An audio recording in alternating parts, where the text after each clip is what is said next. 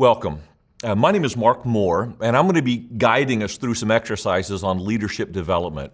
I've called it Master Leader, kind of like a master carpenter. We want to help people get to a level of leadership that is really masterful, because the more the leader grows, the farther you can go. Let me introduce myself so that what I say and kind of how I say it makes sense to you.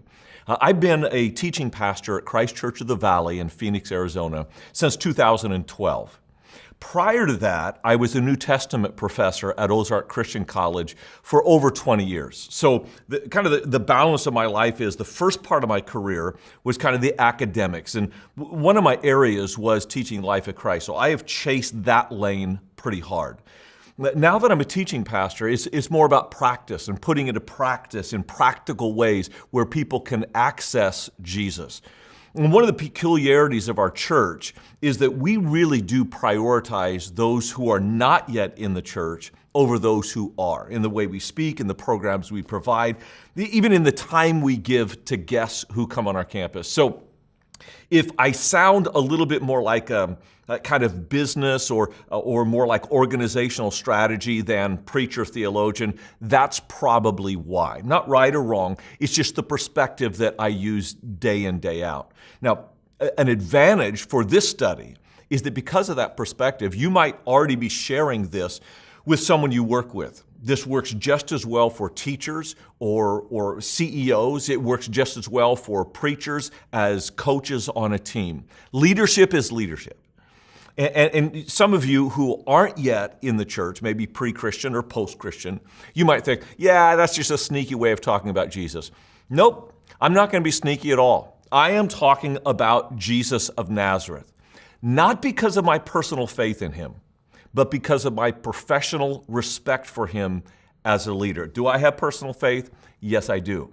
But for these purposes, we're trying to understand Jesus as a leader. And why not? There is simply no other individual in all human history that's come close to the impact that he has made on humanity. So whether you're a pre-Christian, post-Christian, Christian, whether you're really devoted, a Muslim, Jewish, Buddhist, these principles of Jesus will apply to whatever level of leadership that you want to apply them to. So having said that, I've entitled this series of exercises, Master Leadership. Kind of a play on words because Jesus was called master by his disciples and by Christians today. So he is the master who is the leader. But if we follow his example, no matter who you are, you will master leadership because of his principles. And we're going to lay out 6 basic principles, and all of them are kind of introduced with the question, who, why, what, when, where. Today, we're talking about who. All leadership starts with the leader leading himself or leading herself. And so it's an interesting question. Who did Jesus really think he was? When it gets down to it, his leadership, this is always true. It's true for you, it's true for me. Leadership always flows out of your self-understanding, out of your self-perception. So if you don't know who you are, then you won't know where to take the people who are following you. And we see this in leaders all the time. They put on a public face and then they have a private life behind the scene and their leadership comes crashing down. We see it in leaders that change direction and pivot with the wind because they go to some conference and come back and change everything. The master leader has a great understanding of who he is, who she is, and just runs that line using their identity as the compass, both professionally, personally, and morally. If you ask the question, who did Jesus think he is? There really are 2 answers. And interestingly enough, they both come from Jesus. This is not what others said about him. This is what, if you asked Jesus, if you walked in the room today and said, Jesus of Nazareth, who are you? He would say, Son of God and Son of Man.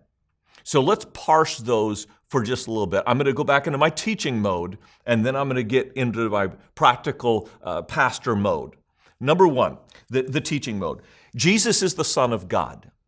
In your notes, you'll see some of the stats there of how many times, not that Jesus called himself Son of God, because he didn't, but how much he called God his Father. It's the same thing, only instead of focusing on himself, he focused on God. There are 168 total times that Jesus called God Father. And if you look at those across the Gospels, Matthew, Mark, Luke, and John, those are the biographies of Jesus. Mark actually has the least. He was a kid that grew up in Jerusalem, so he's pretty Jewish. But then he ran off to Rome and kind of was the amanuensis for the Apostle Peter as he was preaching.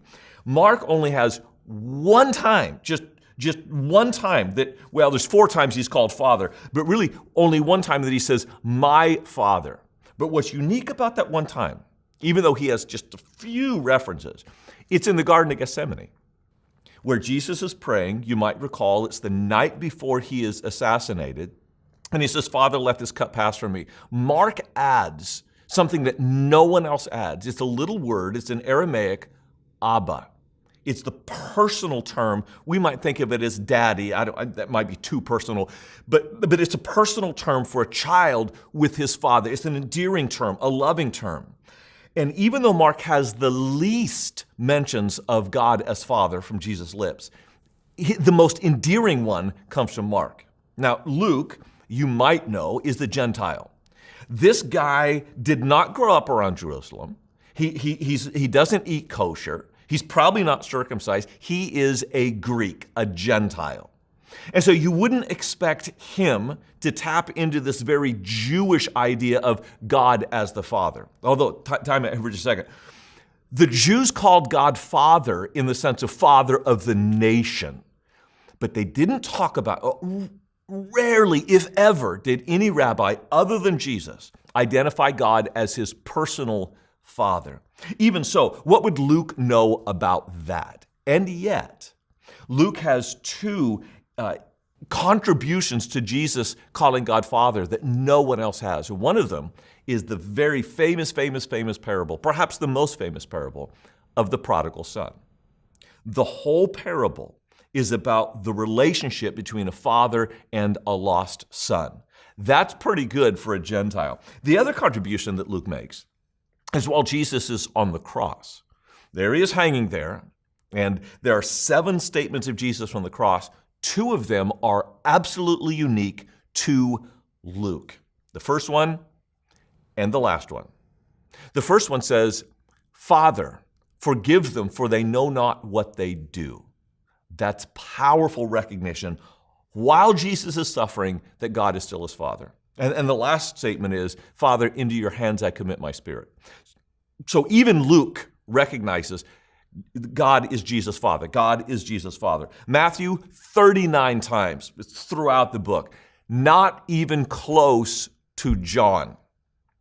John alone has 103 of these 168 total references to God as Jesus' Father. And what's more powerful is that it's not just a throwaway statement. It's not just a byline. He has several sermons that focus on the fatherhood of Jesus. Chapter 5, 6, 8, 10, 14, 15, 16, and 17 have an average each of 12 mentions as Yahweh as Jesus' Father. In other words, for John, who wrote last, the identity of Jesus is crystal clear and thick.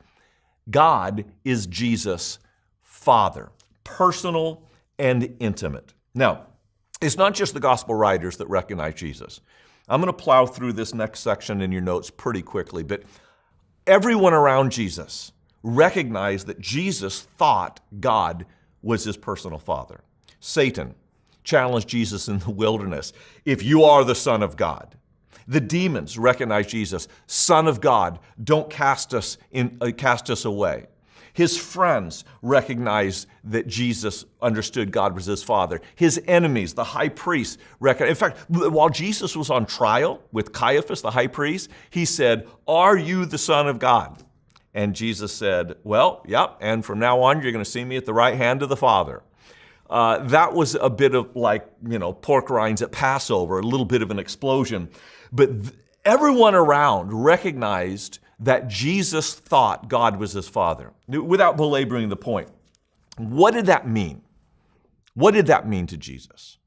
In terms of leadership, there's more that could be said. I've identified 4 things that drove in Jesus' leadership because he considered God his Father. Number 1, he delegated authority. Let me read this passage. I assign to you, as my Father assigned to me, a kingdom, that you may eat and drink at my table in my kingdom and sit on thrones judging the 12 tribes of Israel. So, who Jesus put in positions of authority were determined by his submission to his Father. Number 2, Jesus prioritized people. Certain people he prioritized over others. Here's the passage. See that you do not despise one of these little ones, for I tell you that in heaven their angels always see the face of my Father who is in heaven. The reason Jesus gave wide berth to children to come to him was because of what his Father said to him about the priority of these little ones. Number 3, Jesus submitted to suffering because of his Father. You recall in the Garden of Gethsemane, we've already mentioned it, Father, let this cup pass from me. Nonetheless, not my will, but yours be done. So Jesus suffered if his Father told him to suffer. Number 4, Jesus working on his Father's timetable. My Father is working until now, and I am working, John 5:17. In practical ways, Jesus' understanding that he was God's Son drove how he led, who he led, where he delegated, and the timetable of his ministry. So in a very practical way, this is kind of master leader principle number 1. In a practical way, master leaders align with a higher authority. Now, I want to go into pastor mode for a minute before I get into son of man. Often we think that we want to be leaders because leaders are independent. They're free. They have their own credit card. They make their own schedule. They don't report to anyone. If that's what you believe a leader is all about, then you have totally missed this first principle of a master leader. Every master leader knows that leadership doesn't mean freedom. It means submission. And if you're going to be a masterful leader, you will have to be in submission. And the fractional few who are actually at the very pinnacle of an organization, they actually have less freedom than anyone else. You've heard it's lonely at the top. That's true, because leaders at the pinnacle of an organization, they don't have freedom to just go out with anybody. They often have to keep somewhat of a distance between those who report to them for professional decorum. They also have a board of directors to whom they are accountable. They have employees to whom they are accountable. They have constituents or clients to whom they are accountable. In a sense, the higher you go in leadership, the more accountability you have, not less. And you might have freedom with your schedule, and you might have freedom with a little higher salary. But have you noticed that often those who make the most money have the least time to actually enjoy it? Do not covet, this is me to you, do not covet leadership for freedom's sake, because there it will disappoint you. Well, let's turn the page here to Son of Man. Jesus was Son of God. Jesus was Son of Man. That's an interesting title because it didn't start with Jesus. It started in the Old Testament. Son of Man appears 107 times in the Old Testament. 94 of those are in one book, Ezekiel. Ezekiel was this like wild-haired prophet. He got these wild visions. I mean, I'm not saying that he found some mushrooms out there in Israel, but had he found mushrooms, he would have seen the same thing as God's revelation to him. It's this wild visionary. And God kept saying to him, Ezekiel, you're son of man. This is God calling Ezekiel, you're son of man. You're son of man. You're not God. You're not divine. You are son of man. What does that mean? That he is humbled. He's human. Warts, pimples, and all. It's interesting then that this would become Jesus' title for himself, when it's a title of diminution, not a title of exaltation. That is true in every passage. For example, Psalm 8:4. What is man that you are mindful of him, and the Son of Man that you care for him? That's King David writing this psalm. He realizes that Son of Man is a humbled term, except for one place. Daniel chapter 7, again, another wild visionary. Daniel chapter 7, verse 13. Daniel's having this vision. He looks up into the sky, and there is God seated on his throne, high and exalted. And suddenly, God has this hair white like wool and eyes like fire and a voice like thunder. Suddenly, there's a human-like figure next to him, exalted at the right hand of God. And the peoples of the earth begin to bow down and worship this Son of Man. That is the only passage in the Old Testament that depicts the Son of Man as an exalted figure. And that's why that is the very passage Jesus quotes to Caiaphas before he was crucified to identify who precisely he was.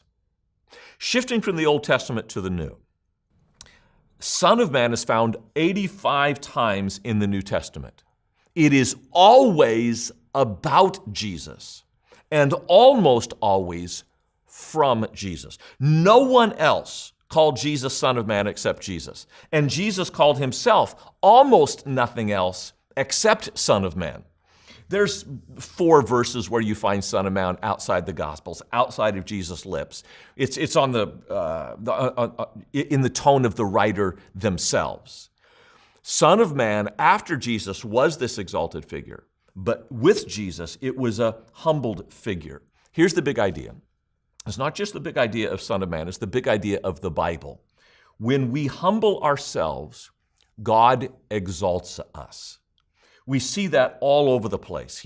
Jesus was born in a barn, or actually in a cave, but then he rose in the resurrection. He was born in poverty, he ascended on a throne. He died on a cross, he now wears a crown. The principle is true in Jesus' life. It's also true for every other person that God created. Therefore, this is true of Jesus, Philippians 2, therefore, God has highly exalted him and bestowed on him the name that is above every name. Or this one, I am, and you will see the Son of Man seated on the right hand of power and coming in the clouds of heaven. Mark 14:62, again, Jesus with Caiaphas. Jesus lived out a principle, and it is true for master leaders that when you humble yourself, other people will exalt you. When you exalt yourself, other people will humble you. See, that's not just how God treats leaders. That's how followers treat leaders. And so if we're going to be master leaders like Jesus, we need to be acutely aware of humbling ourselves and becoming servants. And it is in that humility that other people actually exalt us. Some of you are preachers, and you probably know this is true. When a preacher makes fun of himself from the pulpit, or when the preacher confesses his own weaknesses, his own fears and frustrations, that is endearing to the audience. And actually, what I have found in preaching is when I praise myself, people criticize me. When I criticize myself, people will praise me. Now, because Jesus knew that he was God's son, and knew that God was his father, there is this paradoxical combination in Jesus of, man, he really was self-aware and self-confident. In fact, I would assert that there was no person in human history that made more self-arrogating claims than Jesus. I am the water of life. I am the bread of life. I am the Lamb of God. I am the temple of God. I am the Torah itself. Outrageously powerful claims. And yet nobody humbled themselves more than Jesus Christ did. And so after the resurrection, these 4 passages I mentioned earlier, if you take a look at the descriptions of Jesus, the very term Son of Man, which was a diminutive term, became a term of incredible exaltation. Acts chapter 7, verse 56. Very first Christian martyr, a guy named Stephen, is getting stoned. They're throwing rocks at him. He's going to die. In that process, he looks up and sees Jesus standing at the right hand of God and calls him Son of Man. The book of Hebrews, chapter 2, a little bit more complex, quotes that Psalm of David that we read earlier, Psalm 8. What is the Son of Man that you would even think about him? That psalm is then applied to Jesus as if Jesus is not just any man, but the perfect man. Because just as Adam was the first man but fell, now Jesus needs to become the new Adam to relive all of humanity on our behalf. What a term of exaltation. Revelation is even more clear. In chapter 1, verse 13, chapter 14, verse 14, 2 times, Jesus is called the Son of Man.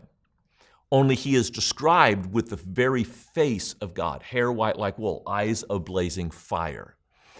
All of this together means that Jesus had this paradox in his leadership, that every master leader should have an incredible, like a rock-solid core of confidence. I know who I am. I know what I can do. And yet an external presentation of humility and humble service and self-diminution. If you have to build yourself up to be a leader, you will never achieve the status of master leader. So, how are we going to get there? I want to make several suggestions, some practical exercises. So I'm going to take off my professor's hat, put on my pastor's hat, and offer you several things that you could do this week to take steps towards being a master leader like Jesus. Number 1, we have to grow in emotional intelligence. It has been proven through some pretty intricate studies that the greatest leaders are not those with the highest IQ, intelligence quotients, but the highest EQ, emotional quotient. Master leaders know how to walk into a room and read the room. And you might think, well, either you have it or you don't. Not true. There are things you can do to increase your emotional intelligence. One of the books that I would recommend reading, and this may take you a couple weeks to actually get through. It's a very quick read, but just to order and get it might be a couple weeks. So I'm going to give you something you can do today. But Travis Bradberry and Gene Greaves have a book called Emotional Intelligence 2.0. It's like 2-3 page chapters, so there's a bunch of them, of very specific behaviors that lead to emotional intelligence. And what I would suggest you do is read the book and pick out like 3 or 4 of those and just start working through them. But today, even today, you could do this. Sit down and talk to 3 separate confidants. I want you to take out a journal and write this down. What are some things that make you angry? Well, let me just throw a number out there. Write down 5 things that make you most angry most quickly. That's in your journal. Now, go to your confidants, 3 or 4 people, show them the list and ask them, why do you think I get so mad so quickly at these 5 things? And you might be a person that doesn't show your anger, but you bottle it inside. So your confidants may be surprised that they make you angry. But that's not the point, whether they see it. The point is, if they can help identify why those things get under your skin so quickly. That's project number 1. Here's project number 2. Practice the art of getting others to talk more than you do. I need to be careful of this because I don't want it to be manipulative, but make a game out of it. Find 3, 4, 5 other people this next 2 or 3 days and consciously try to get them to talk more than you. And then afterwards, go back to your journal and reflect, what was it that you learned? This is, I kind of make a game out of it. Not that I treat people like they're a game, they're not. But it's a game for me because I want to play myself to talk less and listen more. 2 things come out for me. First, how easy it is to do.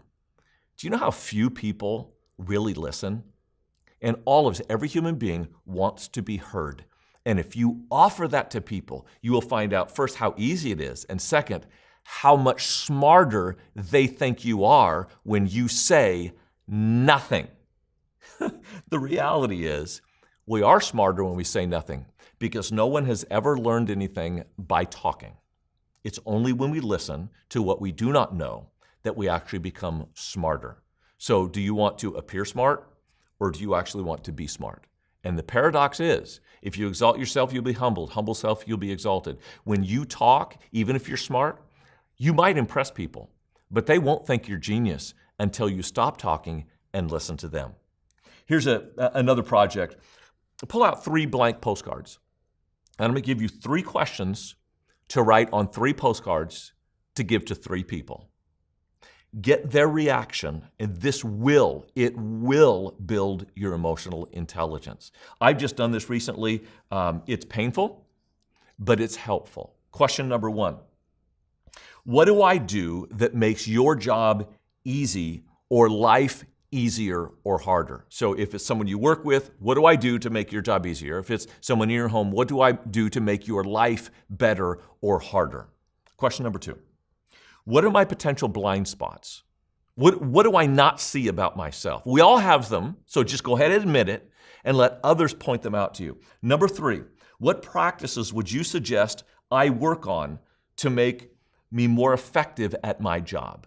Whatever that job is, if you're a coach or a teacher or a pastor, what could you work on that would make you better at your job? Give that to 3 people that you trust. And as they give that feedback back to you, not only do you get their wisdom, but now you get their buy-in because they will become fans of yours instead of critics. Those who praise you publicly can become critics privately. Those who criticize you privately will be your fans publicly. So that's the first thing I would suggest you could do to build emotional intelligence. Here's 2 more projects that I really think would help you. Action step number 2, understand your emotional drivers. What are the things that make you you? Flare up, fall down, get excited, push back. And I'm going to suggest 3 books. You can't read them all this week, but over the next year, if you're unfamiliar with these are core resources for building your emotional intelligence. Number 1 is Tom Rath's Strength Finders. Whether it is Strength Finders or whether it is, but whatever emotional kind of personality trait tests there are, you should master 1. And it doesn't really matter. They've got colors and animals and numbers and letters. All of them are basically the same idea of identifying your core characteristics in your personality. Book number 2 is Kevin Leman, The Birth Order book. Your family of origin will determine so much of your emotional reaction to people, whether you're firstborn, secondborn, middle child, only child, whether your parents are divorced or whether they were single.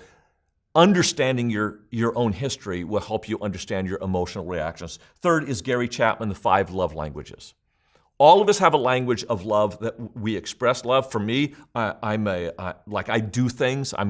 I don't usually give gifts. I'm terrible at giving gifts, but I'll fix stuff for you. I'll work on stuff for you. I'll help serve with you. That's my giving love language. Receiving love language is words of affirmation. I don't care if you do stuff for me, and I really don't care about gifts. But man, if you affirm me verbally, makes a huge difference for me. Find out who you are so that you'll have greater emotional intelligence. 3rd action step, and that is to write a declaration, a personal declaration of what your life is all about. In your notes, I've given you some specific instructions of how to do that. And I know this might sound a little hocus pocus, but I'm telling you, in my darkest days, what I say to myself about myself is what keeps me in my leadership mission.